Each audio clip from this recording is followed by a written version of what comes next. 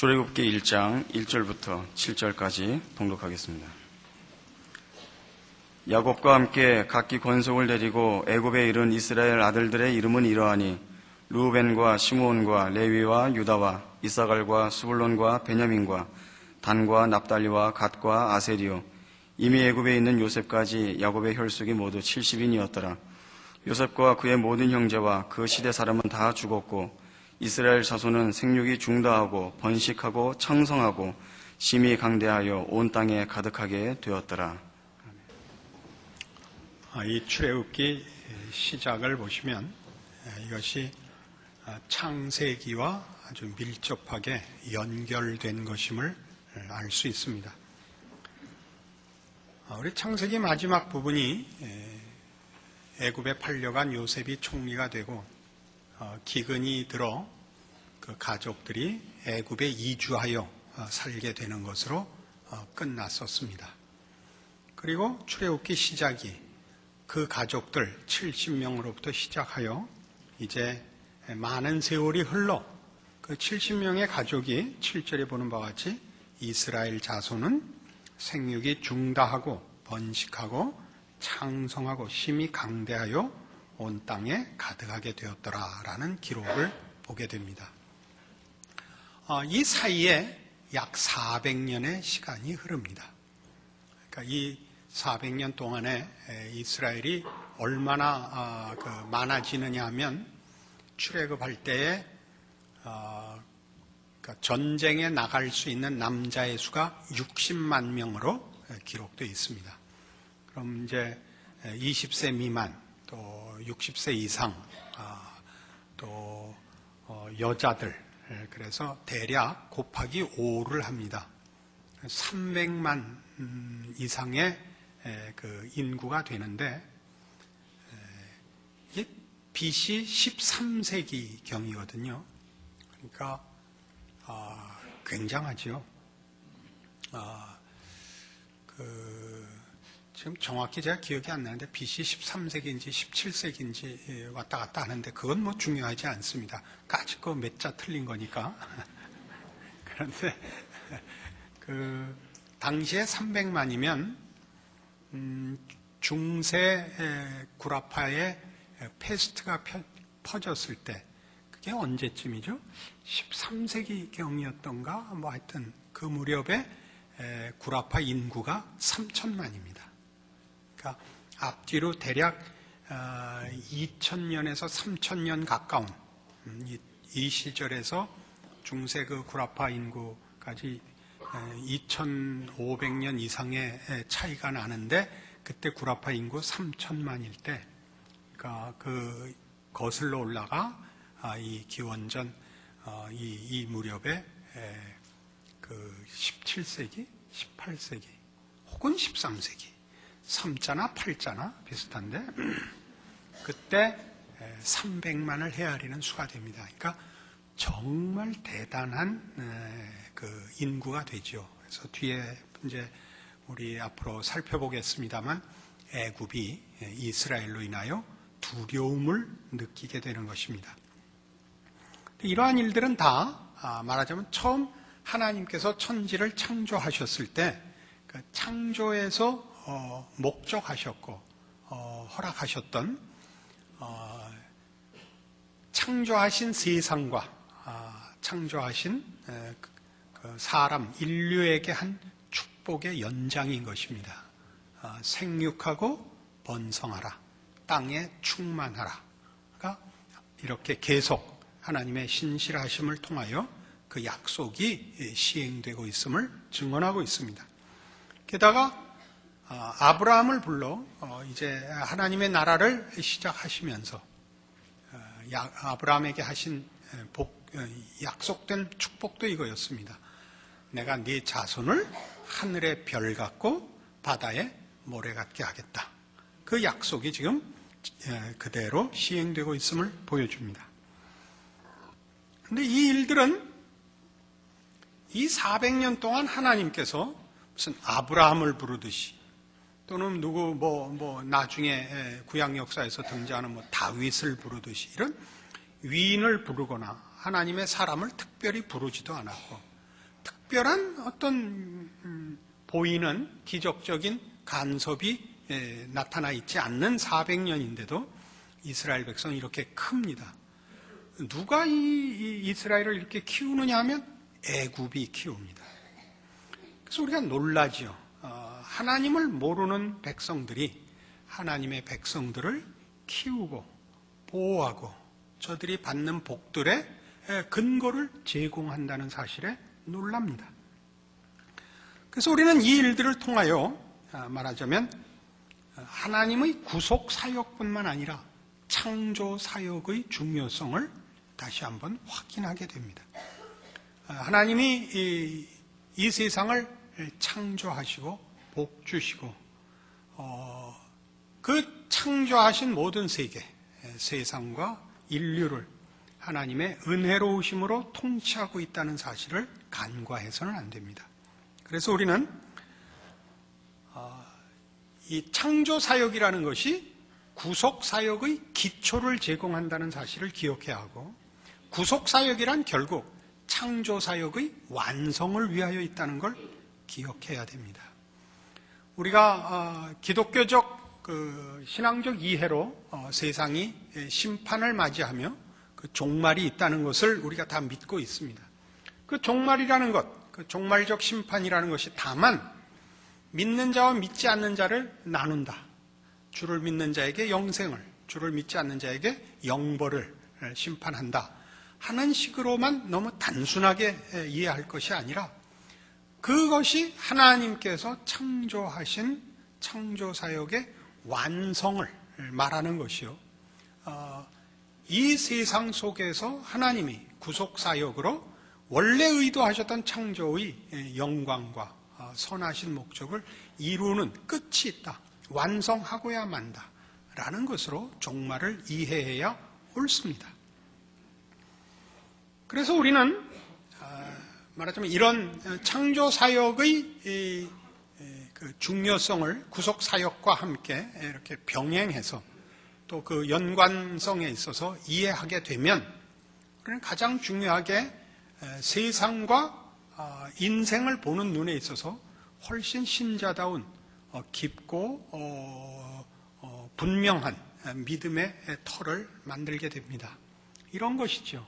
예수님께서 마태복음 5장에 너희 원수를 사랑하고 너희를 핍박하는 자를 위하여 기도하라 한 말씀에 보다 깊은 의미를 알게 됩니다.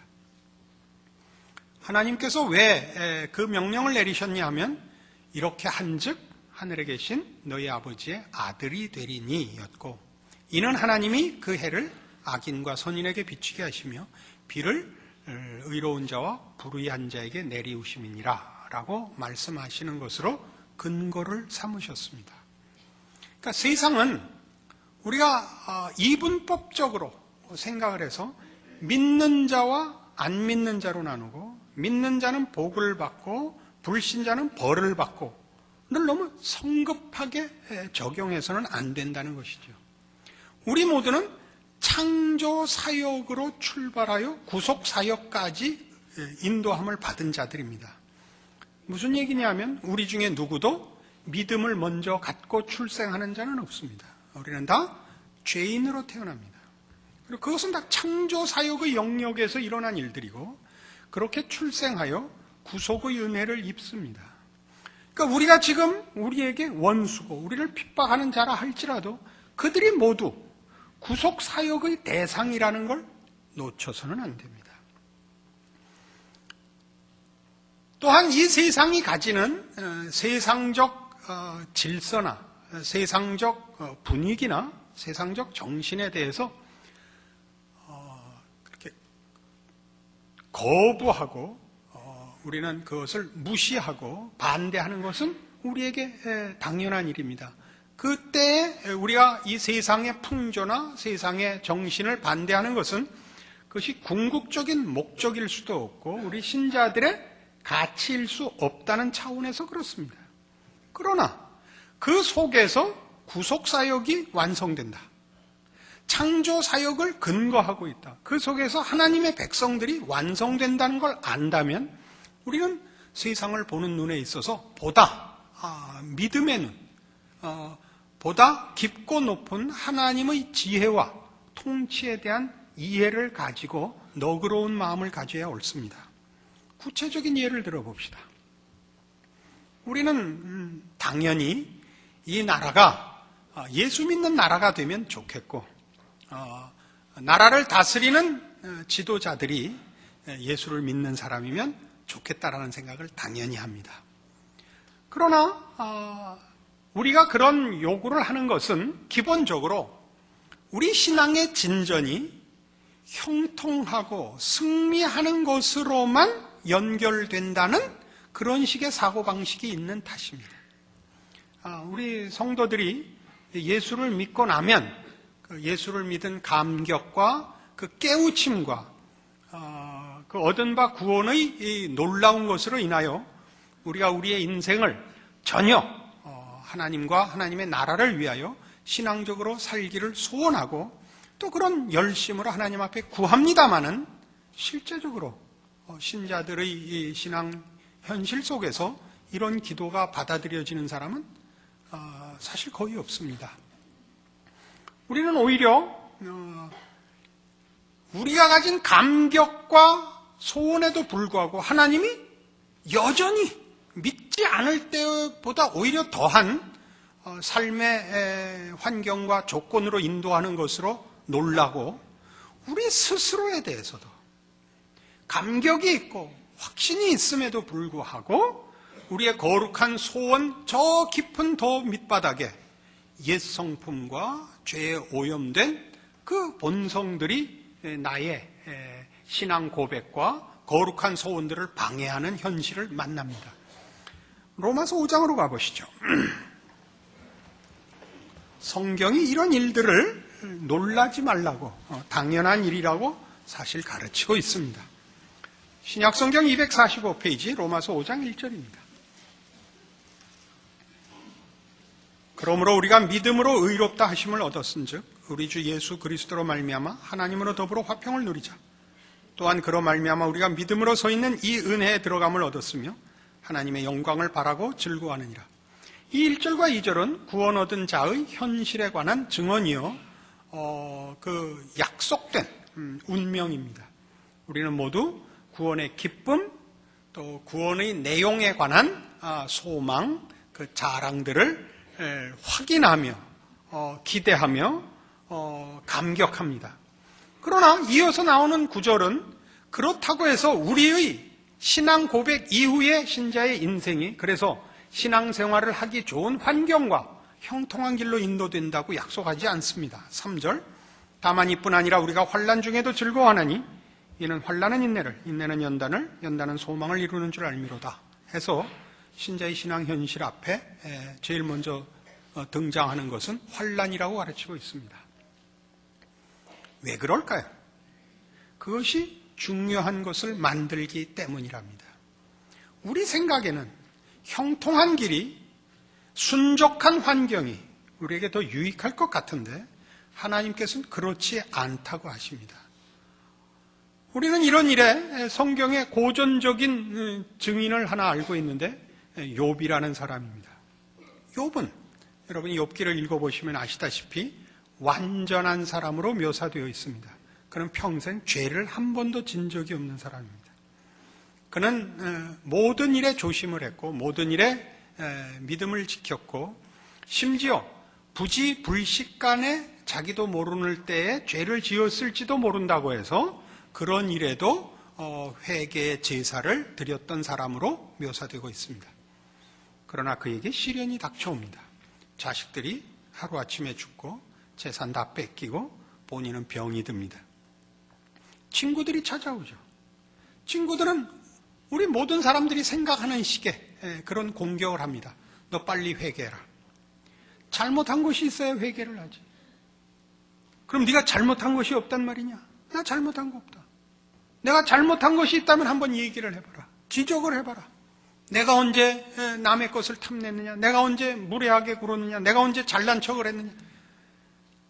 친구들이 할 말이 없으니까 뭐라고 나중에 공격을 하냐면 너 곧다우로 얘기하는 거 보니까 너 그것만으로도 잘못했다.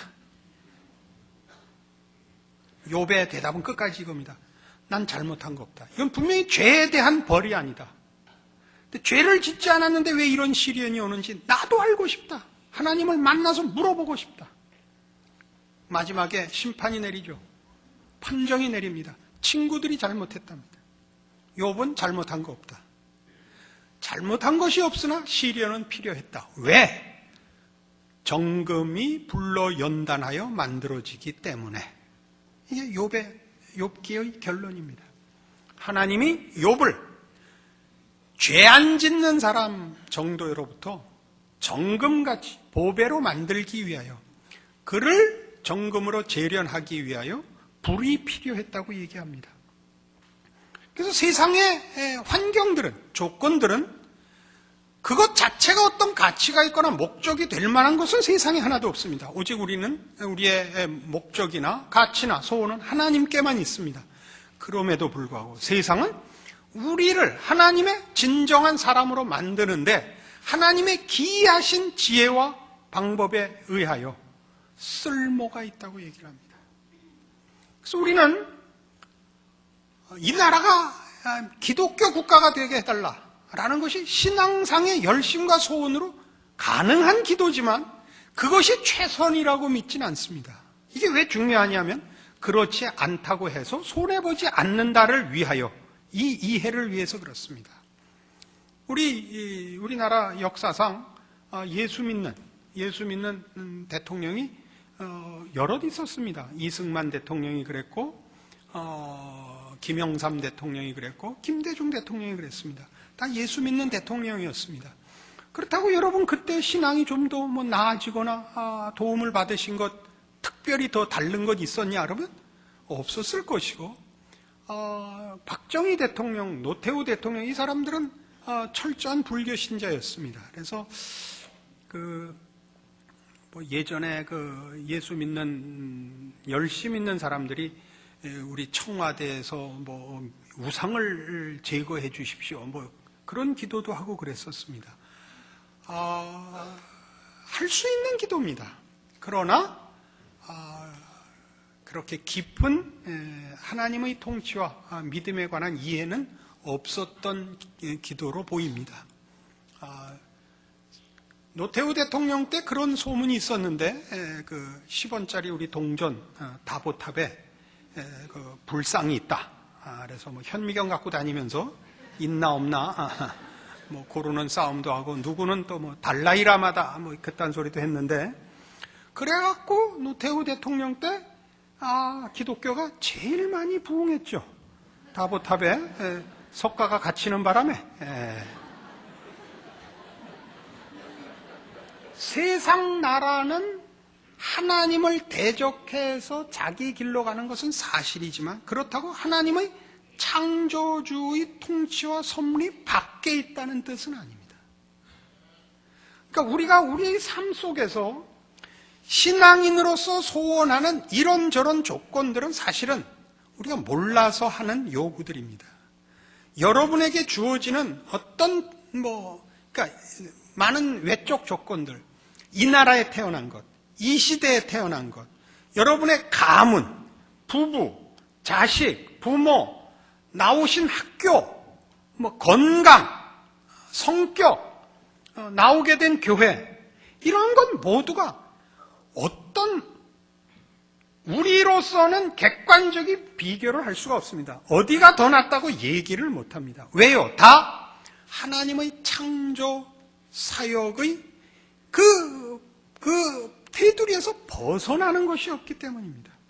우리가 볼 때는 이게 더 낫다 싶은 게 꼭 유익도 아니고, 이건 최악이다 또 없습니다. 하나님은 무엇으로도 하나님의 일을 이루실 것이요, 그것을 우리가 저질러 놓은 걸 갖고 한다는 의미가 아니라 하나님의 무한하신 지혜와 능력으로 모든 온 우주와 역사와 개인을 통치하시고 인도하사 각자의 지금 현실, 위치, 조건에 서 있는 것이다. 이렇게 우리는 믿습니다. 로마서 8장에 가시면 그래서 이런 성경의 고백이 나오죠. 로마서 8장 28절입니다. 우리가 알거니와 하나님을 사랑하는 자, 곧 그 뜻대로 부르심을 입은 자들에게는 모든 것이 합력하여 선을 이루느니라. 우리는 이 말이 갖는 그 스케일이 얼마나 큰 것인지 거의 우리는 이해가 부족합니다. 하나님은 온 우주, 온 역사, 그리고 모든 개인의 매 순간에 하나님의 통치 아래서 우리를 지키고 계십니다. 믿지 않는 자들에게도, 이 세상 불신자들에게도 하나님의 창조주로서의 통치가 저들을 지키고 있고, 물론 구원함을 얻은 우리에게는 그리스도 예수 안에서 비교할 수 없는 은혜와 복주심으로 우리는 인도함을 받고 있습니다. 그러므로 우리는 세상의 어떤 조건들에 대해서도 불만이 없습니다. 물론 우리는 하나님의 통치에 순응하는 소원과 기도와 또 충성을 해야 옳습니다. 우리가 이 나라가 예수 믿는 나라가 해달라는 것은 그런 의미에서 모두가 하나님의 은혜의 초대에 대하여 응하여 우리가 가지는 이 기쁨과 감격에 모두가 참여하기를 바라는 마음으로써 그래야지, 그렇게 해서 내가 게을러도 좋고 쉽게 예수 믿으려는 마음으로 대통령 예수 믿게 해주십시오, 이 나라가 예수 믿는 나라가 해주십시오는 통하지 않습니다. 그런 기도는 응답되지 않습니다. 그래서 우리는 누구를 대하든지 어떤 형편에서든지 불평을 하거나 절망을 하지 않습니다. 지금 나에게 최악으로 굴고 우리 예수 믿는 걸 최악으로 방해하는 회방꾼이 있다 할지라도 우리는 그 사람에 대해서 그렇게 최종적인 저주를 퍼붓지 않습니다. 그렇게 하지 않습니다. 우리가 보기엔 아무짝에도 쓸모없거나 혹은 우리에게 가장 방해가 되는 사람일지라도 우리에게는 그것이 합력하여 선을 이룸을 믿습니다. 그렇지 않다면 하나님은 하나님이 아니십니다. 이것이 지금 우리 출애굽 사건에서 보는 것입니다.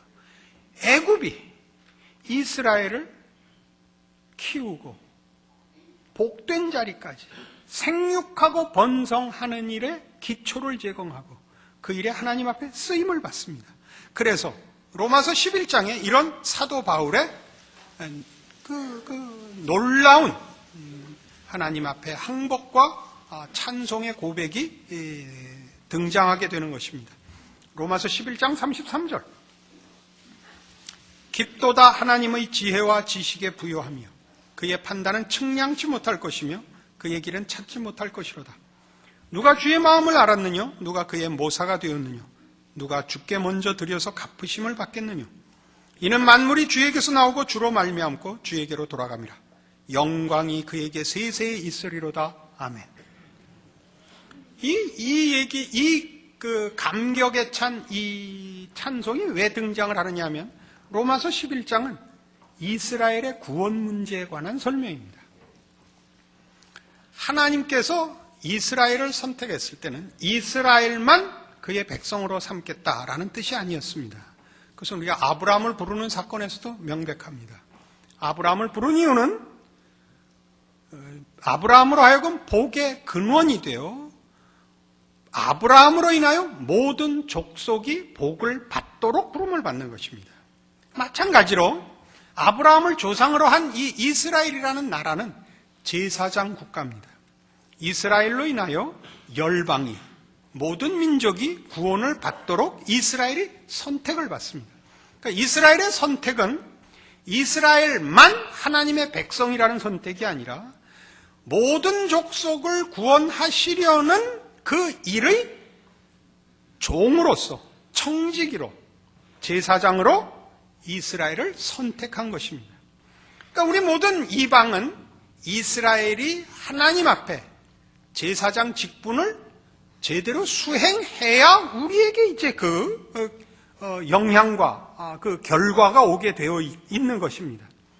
그런데 이스라엘은 실패했습니다.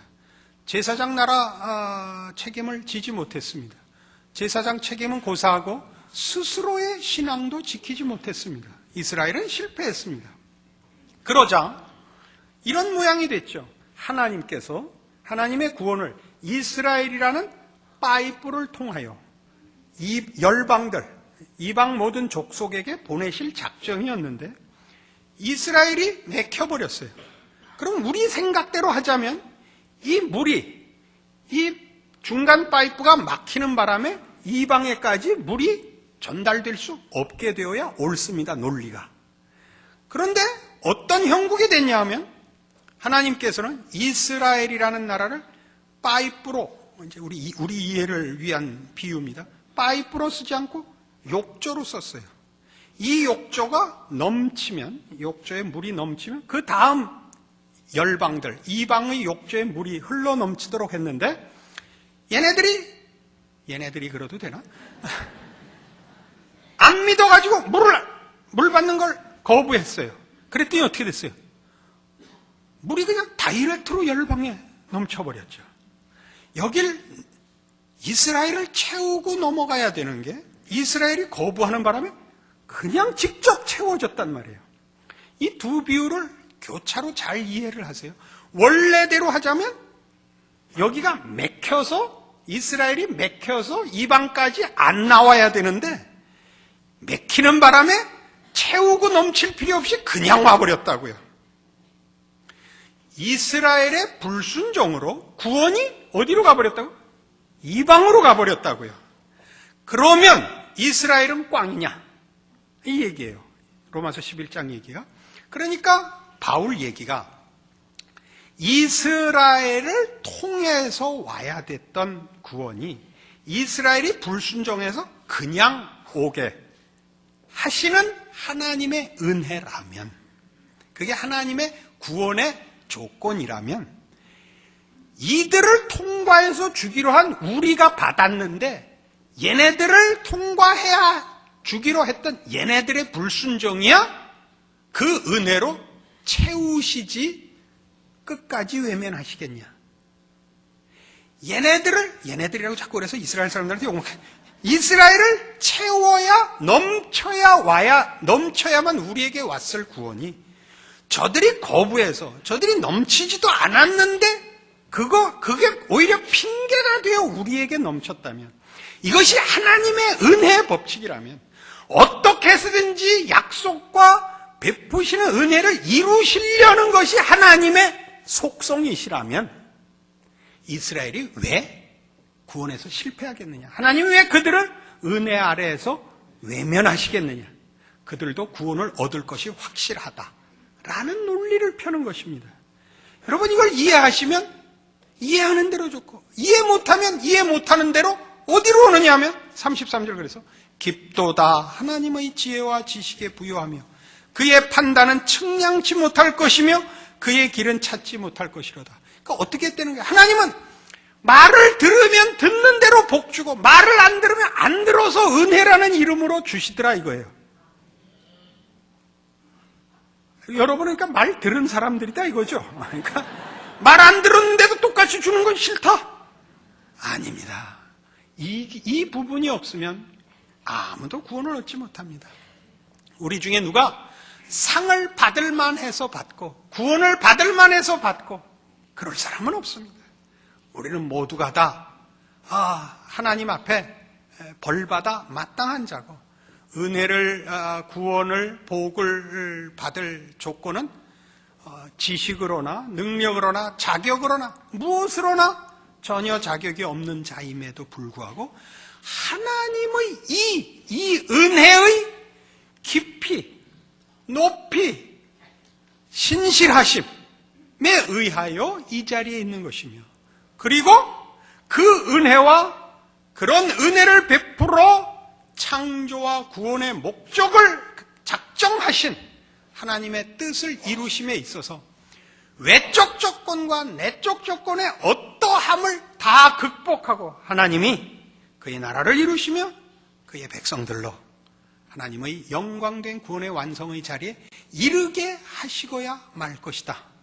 그러니 너희는 세상을 보고도 놀라지 말고 너 자신을 보고도 놀라지 말라 라고 말씀하고 계시는 것입니다. 여러분의 신앙에 가장 무서운 것이 무엇입니까? 살아보시면 자신이 제일 무섭습니다. 왜요? 우리 저 밑바닥에 끊임없이 올라오는 우리의 죄의 본성은 하루아침에 없어지지 않습니다. 우리는 늘 놀랍니다. 그냥 매일 같은 자리를 맴도는 것 같습니다. 죄 짓고 회개하고 죄 짓고 회개하고 이러고 있는 것 같지만 뜻밖에도 우리는 잘하고 있습니다. 그것이 다만 더러워졌다 씻었다 더러워졌다 씻었다 하는 정도가 아니고 더 깊이 하나님을 아는 일과 죄성에 대한 이해와 자신의 못난 것에 대한 항복과 그래서 처음 시작보다 의욕과 단순한 감격에서보다 더 깊고 더 진지하고 더 놀랍고 더 겸손하고 더 믿음에 서서 하나님만 바라고 하나님만 의지하는 사람으로 사실은 커가고 있고 이 일에 아무도 방치되어 있거나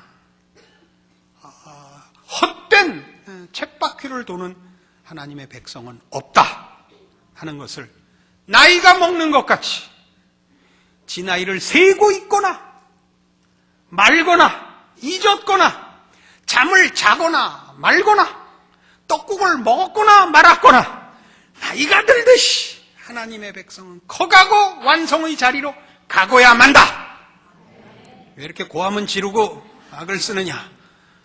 우리 속에서 아니야 하는 우리의 못난 생각과 우리의 이 절망과 자기식의 생각을 하나님의 어떠하심으로 극복하시는 이 믿음 위에 서시는 여러분들 되기를 바라고 이 일을 출애굽 사건에서 우리는 너무나 분명한 역사적 사실로 하나님의 어떠하심을 확인하게 되는 것입니다. 그리고 그 사건은 여러분 모두의 신자된 개인 생애 속에 반복되고 있습니다. 하나님의 신실하심과 의로우심과 은혜로우심과 전능하심의 발현인 것입니다. 이 믿음 위에 여러분의 인생이 서 있음을 아는 항복과 행복과 자랑과 충성이 있으시기를 바랍니다. 기도하십시다. 하나님 아버지 은혜를 감사합니다. 하나님을 아버지라 부르는 자의 행복을 확인하였습니다. 하나님은 우리 아버지시며 우리를 그 자녀로 삼으사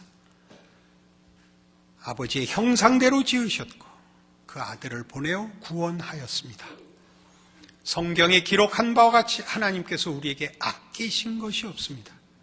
우리의 인생에서 만나는 어떤 외적 조건도 어떤 나의 못난 것도 하나님의 이 은혜와 인도하심과 통치와 작정하신 성도의 승리를 방해할 수 없음을 믿습니다.